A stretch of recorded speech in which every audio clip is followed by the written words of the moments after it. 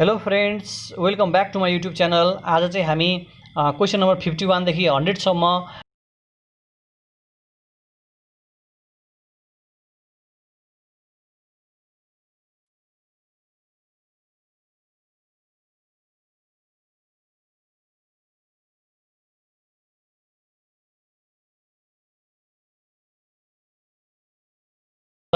यहाँ रङ भन्ने शब्द प्रयोग गरेको छ। यहाँ राइट छैन है, यहाँ राइट अथवा करेक्ट भनेर पनि कहिलेकाहीँ क्वेसनमा दिइरहेको हुन्छ। त्यस कारणले क्वेसनलाई राम्रोसँग हामीले बुझ्नुपर्ने हुन्छ है त। अब हेर्नुहोस् है, ax square plus bx plus c equal to 0 लाई चाहिँ क्वाड्रेटिक इक्वेसन भनिन्छ। क्वाड्रेटिक इक्वेसनको चाहिँ सोलुसन दुईटा हुन्छ। सोलुसन भने पनि हो, आन्सर्स भने पनि हो, रुट भने पनि हो। ROOT रुट भन्ने शब्द प्रयोग गरिन्छ। रुट भनेको चाहिँ आन्सर हो। जस्तै x - 3 इजिकल टु 0 छ भने x इजिकल टु 3 हुन्छ, त्यसलाई रुट भने पनि हुन्छ, आन्सर भने पनि हुन्छ, सोलुसन भने पनि हुन्छ। यदि हामीले कुनै गिभन इक्वेसन चाहिँ यो फर्मेटमा छ भने x स्क्वायर र ax square plus bx plus c को फर्मेटमा छ भने त्यसबाट हामी कम्पेयर गरेर a b c को भ्यालु निकाल्न सक्छौँ। यदि b स्क्वायर माइनस 4ac चाहिँ पर्फेक्ट स्क्वायर भनेको कस्तो भने 4, 9, 16 जस्तो यस्तो पर्फेक्ट स्क्वायर छ भने रुटहरू चाहिँ र्यासनल हुन्छ। यदि b square equal to 4ac छ भने रुटहरू चाहिँ रियल र इक्वल हुन्छ। यो दुईटै राइट छ। Option choice C. If b square minus 4ac is negative, no real root exist. C भन्ने कन्डिसन पनि ठिक छ। त्यस कारणले गर्दा अप्सन चोइस डी रङ छ। b square equal to 4ac हुँदा रुट्सहरू रियल र अनइक्वल हुँदैन, इनफ्याक्ट रियल र इक्वल हुन्छ। यसलाई चाहिँ कहिलेकाहीँ कसरी सोधिन्छ भन्दा if b square minus 4ac equal to 0 पनि भनिन्छ है। b square equal to 4ac भन्नु र b square minus 4ac equal to 0 भन्नु कुरा एउटै हो। Question number 52, find the distance of the point -6,8 from origin भनेको छ। हामीलाई थाहा छँदैछ ओरिजिन भनेको 0,0 हो।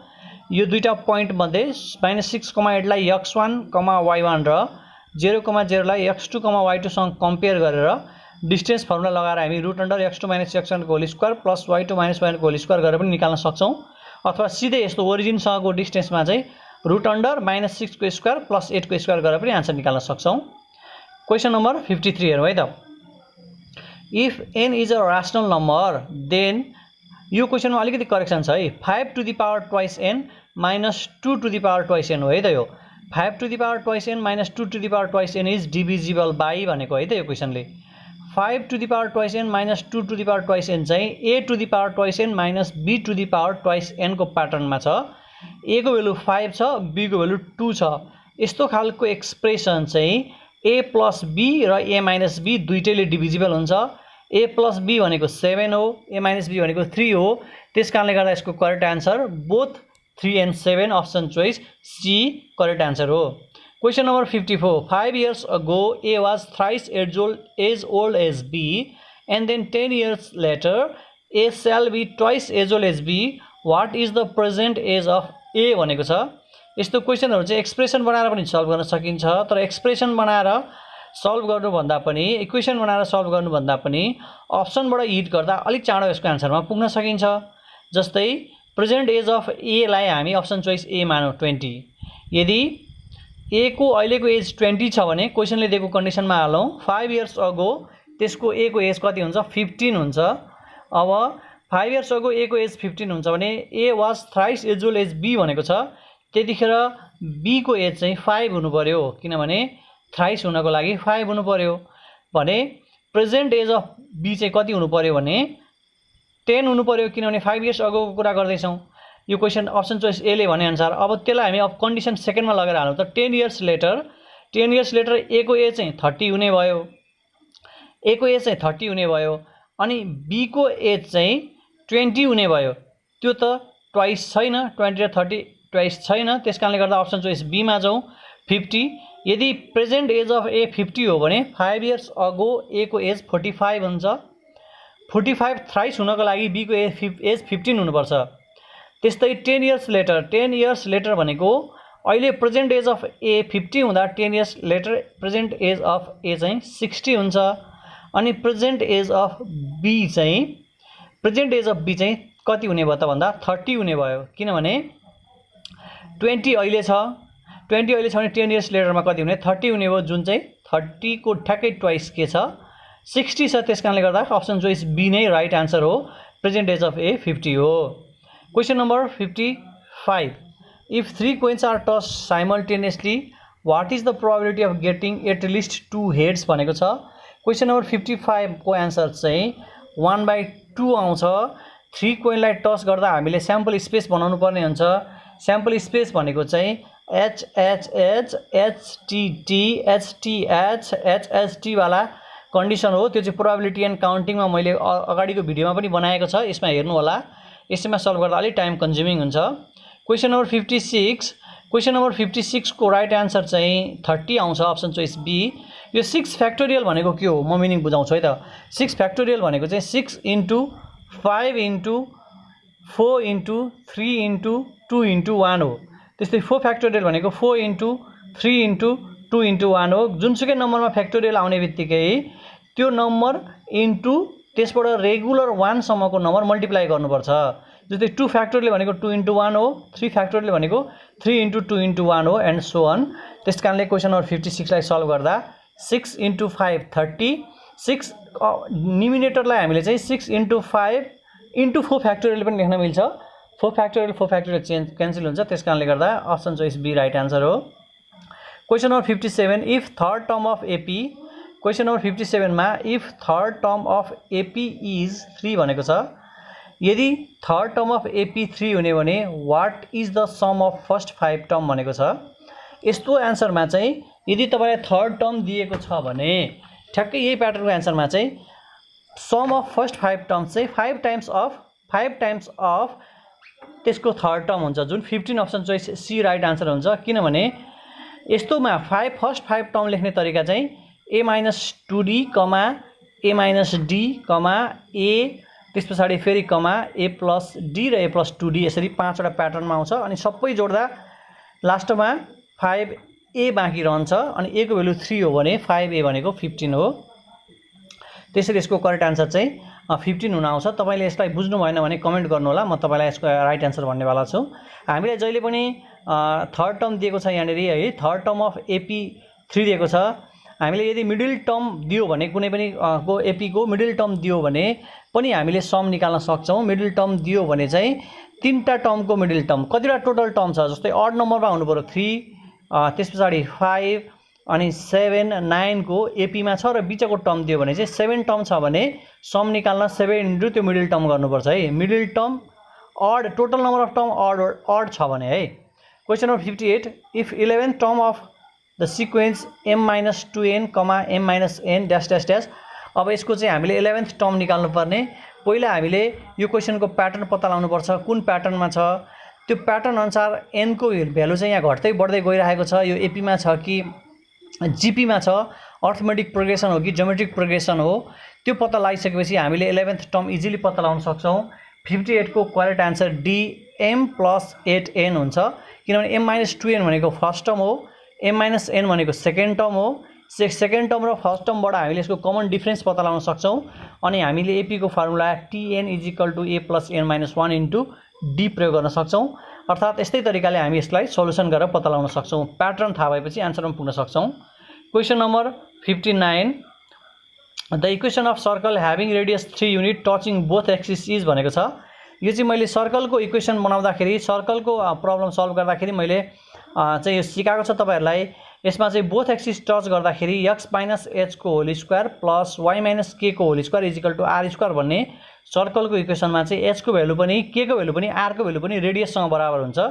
त्यसमा तपाईले भ्यालु राख्ने हो भने सल्भ गर्दाखेरि 59 को आन्सर पत्ता लगाउन सक्नुहुन्छ। मोस्ट प्रोबेबली 59 को आन्सर चाहिँ अप्सन चोइस डी जस्तो देखिन्छ है यसमा।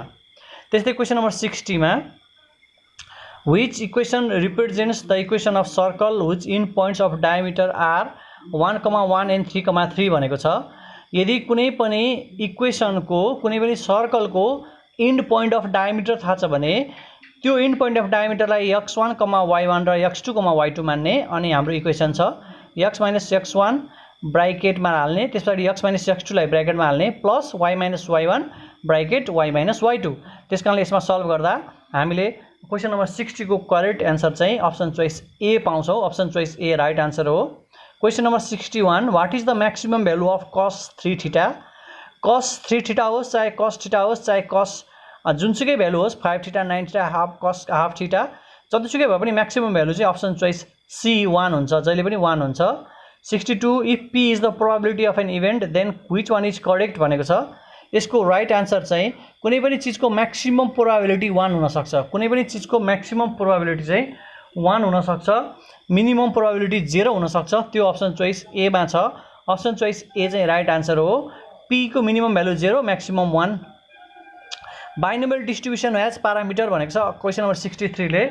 63 ले बाइनोमियल डिस्ट्रिब्युसनको प्यारामिटर चाहिँ बाइनोमियल भनेपछि त्यहाँ टर्मले भनेको छ बाइ भनेको दुईटा, बाइनोमियल डिस्ट्रिब्युसनको प्यारामिटर चाहिँ जहिले पनि कति हुन्छ 2 हुन्छ। Option choice B is the right answer for question number 63। Question number 64 if each element of B is image of some element of A then function F is to A F such that A tends to B is called. 64 को right answer चाहिँ option choice B onto हो। यसमा पनि म धेरै डिटेलमा जान चाहिन्न, तपाईले onto 1 to 1 inverse function अनि कन्स्टेन्ट फंक्सन त्यस्तो सबै फंक्सन अनि तपाईले कम्पोजिट फंक्सन यसको मिनिङ र यसलाई युज गर्न सक्नु भएन भने राम्रो कलेजमा नाम निकाल्न सक्नुहुन्न। अनि फेरि 11 12 मा पनि त्यही पढ्नुपर्ने हुन्छ, त्यसकारणले गर्दा अलि ध्यान दिनु होला। Question number 65 under which condition matrix multiplication is possible. Matrix multiplication possible हुनको लागि number of column of first matrix must be equal to number of rows of second matrix हुनुपर्छ। त्यसकारण अप्सन चोइस ए चाहिँ right answer हो। Question number 65 को column of first matrix चाहिँ row of second म्याट्रिक्ससँग equal हुनुपर्छ। Question number 66 scalar matrix is भनेको छ। स्केलर म्याट्रिक्स हुनको लागि सरी स्केलर म्याट्रिक्स हुनको लागि चाहिँ डायगोनल एलिमेन्टको all diagonal element equal value हुनुपर्छ। कुनै पनि म्याट्रिक्सलाई स्केलर म्याट्रिक्स त्यतिखेर भन्न मिल्छ जस्तै तपाईले कुनै पनि स्क्वायर म्याट्रिक्स लेख्नुभयो अनि त्यो स्क्वायर म्याट्रिक्सको चाहिँ डायगोनलमा भएको हरेक एलिमेन्ट सेम भ्यालु छ भने त्यसलाई स्केलर म्याट्रिक्स भन्न मिल्छ है त, स्केलर म्याट्रिक्स भन्न मिल्छ। अब a whole number is defined as question number 67 को राइट आन्सर ए हो। नम्बर 0 बाट सुरु भएर 1 2 3 सबै n सम्म लास्टमा आउने नम्बरलाई होल नम्बर भन्न मिल्छ। Question number 68 which is the number of element of power set। Question number 68 मा पावर सेट भनेको अप्सन चोइस डी हो। दुईटा एलिमेन्ट भएको कारणले गर्दा 2 को पावर 2 भएर 4 भएको पावर सेट निकाल्ने फर्मुला छ, त्यो पनि हेर्नु होला हजुरहरुले। Question number 69 a set having only one element is called singleton set। Question number C मा सरी अप्सन चोइस सी मा रहेको आन्सर क्वेशन नम्बर 69 को राइट आन्सर हो। Option choice C. Question number 70 if we increase the length and width of the rectangle 2 times how many times their perimeter increases भनेको छ। Rectangle को perimeter निकाल्ने formula twice l plus b हो। Length पनि 2 time बढाइदिने width पनि 2 time बढाइदिने हो भने यसको पेरिमिटर चाहिँ 2 टाइम्स नै इन्क्रिज हुन्छ। Option choice A right answer हो क्वेशन नम्बर 70 को। क्वेशन नम्बर 71 अब इंग्लिशको चाहिँ अलि तपाईले लजिक कन्डिसनल कुरा पनि आउँछ, त्यस्तै टेन्सको कुराहरू आउँछ, ग्रामेटिकल कुराहरू चाहिँ राम्रोसँग हेर्नुपर्ने हुन्छ। म चाहिँ यसको आन्सरहरू सुइसी भन्दै जान्छु है त। क्वेशन नम्बर 71 को आन्सर चाहिँ प्लिज अनि कमा कम भनेको छ, त्यस पछाडि आउट अफ द बाथरूम हुन्छ है त। यहाँ कम आउट अफ द बाथरूमले चाहिँ यसको करेक्ट मिनिङ दिन्छ। क्वेशन नम्बर 72 को please stop making so many mistakes हुन्छ है त। Option choice C right answer हुन्छ क्वेशन नम्बर 72 को। क्वेशन नम्बर 73 को the English speak English option choice A right answer हुन्छ क्वेशन नम्बर 73 को। क्वेशन नम्बर 74 को ही अलवेज स्ट्यामर्स। स्ट्यामर भनेको चाहिँ भकभकाएर बोल्नु, गर्दै बोल्नु अथवा किरणलाई किरण भने जस्तै तरिकाले भन्नु, त्यो चाहिँ सधैँ स्ट्यामर आएर पब्लिक मिटिङमा बोल्थ्यो। बट टुडेज स्पीच इज आजको स्पिच चाहिँ के थियो भन्दा अप्सन चोइस डी बट भनेको कारणले गर्दा हामीले पोजिटिभ स्ट्यामरको अपोजिट वर्ड राख्नु पर्यो। अनि अप्सन चोइस डी ले के भनेको छ भन्दाखेरि वाज सरप्राइजिङली फ्लुएन्ट, आज चाहिँ फ्लुएन्टली बोल्यो, नभकभकाइकन बोल्यो, किरण नै भन्यो भन्ने बुझ्नु पर्यो। 75 मा America has the most powerful president, has भन्ने चाहिँ मिनिङ लाग्छ यसमा 75 मा। 76 मा हेर्ने हो भने 76 को राइट आन्सर हुन्छ A do you always go to school on foot. अन चाहिँ 76 को राइट आन्सर हो। त्यस्तै 77 मा नो सुनरको एउटा फर्मुला छ, त्यो हेर्नु होला हजुरहरूले। यसको चाहिँ no sooner did the sun rise then the birds start creeping है। क्वेसन नम्बर 77 को राइट आन्सर चाहिँ डिड र राइट जुन अप्सन चोइस ए मा छ। 78 one who has no parents is called, जसको आफ्नो प्यारेन्ट्स छैन, अभिभावक हुनुहुन्न, उसलाई के भनिन्छ भन्ने कुरा छ, उसलाई चाहिँ अर्फेन भनिन्छ। अर्फेन चाहिँ अप्सन चोइस ए मा छ। अप्सन चोइस ए चाहिँ राइट आन्सर हो क्वेसन नम्बर 78 को। Question number 79 the superlative form of popular is, पपुलरको सुपरलेटिभ फर्म भनेको चाहिँ most popular, option choice C right answer हो 79 को। 80 को हेरौँ है त। 80 मा के भनेको छ भने question number 80 why do you travel by bus भनेको छ। यसमा चाहिँ 80 मा कुनै पनि आर्टिकल लाग्दैन, none of these. Why do you travel by bus, यति नै करेक्ट छ, यति नै यसले नै फुल मिनिङ दिन्छ। Question number 81 he did not wait even blank minutes but started a lecture भनेको छ। क्वेसन नम्बर 81 को राइट आन्सर few हुन्छ। he did not wait even few minutes but started a lecture। Question number 82 he divided his property। Question number 82 he divided his property between his two sons हुन्छ है, त्यसमा between हुन्छ, between his two sons। Question number 83 the abstract noun of young is, abstract noun of young चाहिँ youth हुन्छ, option choice B right answer हो question number 83 को youth हुन्छ। Question number 84 blank do we do exercise we remain healthy, यसमा चाहिँ if हुन्छ, option choice B right answer हुन्छ question number 84 को। अब 85 मा जाउँ है त। क्वेसन नम्बर 85 मा my husband with his colleagues भनेको छ। यहाँ विथ हिज कलिग्स भनेको कारणले गर्दाखेरि चाहिँ यसको राइट आन्सर क्वेसन नम्बर 85 को इज हुन्छ है त। माई हस्बेन्ड भनेपछि विथ भनेको छ, यो विथ आएपछि हस्बेन्ड, यो विथ हिज कलिग्सलाई ब्राइकेटमा राख्नुहोस् अथवा त्यसलाई नपढ्ने हो भने my husband is playing golf now भने जस्तै यो विथ भन्दा अगाडिको सब्जेक्ट अनुसारको चाहिँ हामीले भर्बलाई एग्रिमेन्ट गर्नुपर्ने हुन्छ। Question number 86 if you hit ice it, option choice question number 86 को अप्सन चोइस बी हुन्छ, मेल्स हुन्छ। यो चाहिँ if you hit sure event, 100% sure event, universal event भएको कारणले गर्दा आइसलाई हिट गर्ने भने यो मेल्ट नै हुन्छ। त्यस कारणले गर्दा if you hit ice it melts, यसमा चाहिँ हामीले सिम्पल प्रेजेन्ट टेन्स प्रयोग गर्नुपर्ने हुन्छ है त। Find the word just opposite to timid भनेको छ। टिमिडको जस्ट अपोजिट वर्ड चाहिँ ब्रेभ हो। टिमिड भनेको चाहिँ कमजोर हो, टिमिड भनेको चाहिँ सामर्थ्य नभएको हो भने ब्रेभ भनेको साहसी सामर्थ्य भएको भन्ने बुझिन्छ। Option choice C brave is the right answer for question number 87। Question number 88 हेरौँ है त। क्वेसन नम्बर 88 ले के भनेको छ find the synonym of the word hit, H I T hit. H I T हिटको चाहिँ सिनोनियम पत्ता लगाउनु पर्ने। अब एचआइटी हिट हामीलाई चाहिँ यसको डिफ्रेन्ट मिनिङ हुन्छ, हामीले थाहा पाएको मिनिङ बाहेक अरू मिनिङहरू पनि हुने गर्दछ। क्वेसन नम्बर 88 को राइट आन्सर चाहिँ ब्याङ, BANG ब्याङ भन्ने हो। Question number 89 let's go to see mission impossible 3। Let's go to see यसलाई कम्प्लिट गर्ने आन्सर मध्ये रिलेभेन्ट आन्सर दिएको मध्ये रिलेभेन्ट आन्सर चाहिँ 89 को ए I have seen it already हुन्छ, option choice A right answer हुन्छ। Question number 90 no one can help you को राइट आन्सर क्यान दे भन्ने हुन्छ है त, can they option choice Seema right answer छ। अब हामी क्वेसन नम्बर 91 सुरु गर्नुभन्दा, जनरल नलेज सुरु गर्नुभन्दा पहिला अलिकति थोरै डिस्कस गरौँ एसई को रिजल्टको बारेमा। एसई को रिजल्ट चाहिँ अहिले प्राविधिक कारणले गर्दा हामीले केही समयको लागि ढिलो सारेका छौँ भनेर सरकारवाला निकायबाट आएको छ।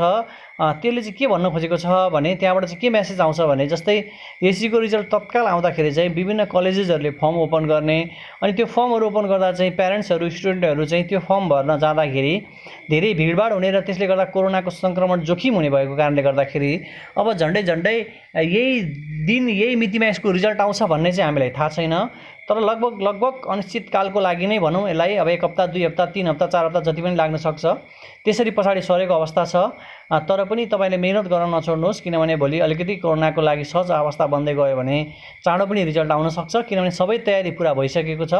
अथवा रिजल्ट निकाल्दै गरेर केही समय पछाडि मात्रै कलेजेसहरूले फर्म निकाल्ने भन्ने कुरा पनि आउन सक्छ। कलेजेसहरूले एडमिसन गराउने अनहेल्दी कम्पिटिसन जस्तो बढिरहेको छ।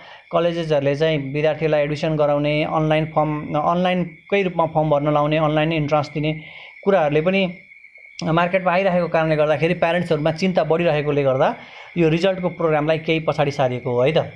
अब क्वेसन नम्बर 91 मा जाउँ है त। Wings of fire is an autobiography of. Wings of fire चाहिँ एपीजे अब्दुल कलामको अटोबायोग्राफी हो। Option choice C APJ Abdul Kalam. 91 को right answer APJ Abdul Kalam, option choice C. त्यस्तै 92 मा हेरौँ है त। We live on the planet Earth. According to the scientist, the Earth was formed about Earth चाहिँ कहिले फर्म भएको भने Earth चाहिँ 4.6 बिलियन इयर्स अगाडि फर्म भएको। त्यसकारणले यसको option choice C right answer हो। Which nutrient act as a fuel in human body?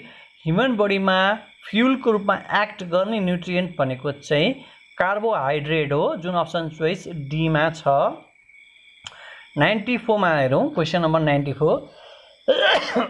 Excuse me. The sun mainly consist of, option choice A right answer हो hydrogen. 73% of sun, 73% of sun. The sun mainly consist of hydrogen. 73% of चाहिँ सनको भाग चाहिँ हाइड्रोजनले भरिएको हुन्छ भने हेलियमले 25% भरिएको हुन्छ, हेलियम 25%। त्यस्तै क्वेसन नम्बर 95 मा हेर्ने हो भने the life sperm of RBC भनेको छ।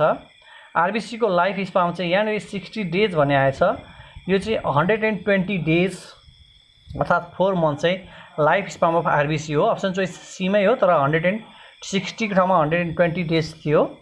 त्यस्तै क्वेसन नम्बर 120 हुनुपर्ने है त। क्वेसन नम्बर यो तपाईले चेक गरेर मलाई भन्नु होला।